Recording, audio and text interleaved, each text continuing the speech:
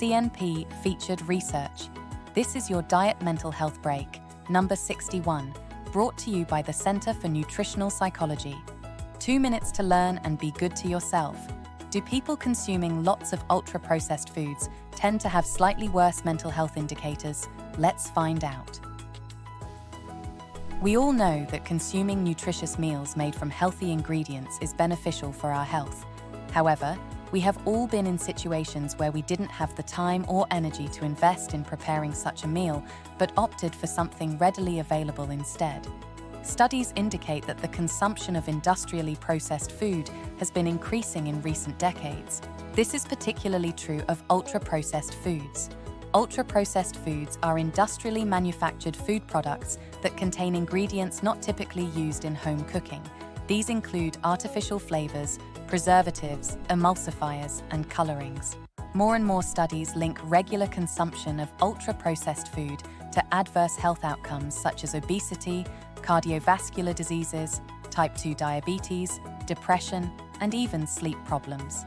Study author Özge Mengü and her colleagues wanted to examine the associations between ultra-processed food consumption, hedonic hunger, food addiction symptoms, and mental health indicators, depression, anxiety, and stress. Hedonic hunger refers to a strong desire or preoccupation with consuming food for the enjoyment and pleasure it brings, rather than responding to actual physical hunger cues. It involves craving food based on the pleasurable eating experience, rather than fulfilling a genuine nutritional need. Food addiction refers to a condition where individuals exhibit compulsive behaviors, cravings, and loss of control around food consumption, similar to patterns observed in substance addiction. To investigate this connection, an online survey was conducted among 3,997 individuals aged 18 to 65 years from Ankara province, Turkey. 63% of them were women. 39% were overweight or obese.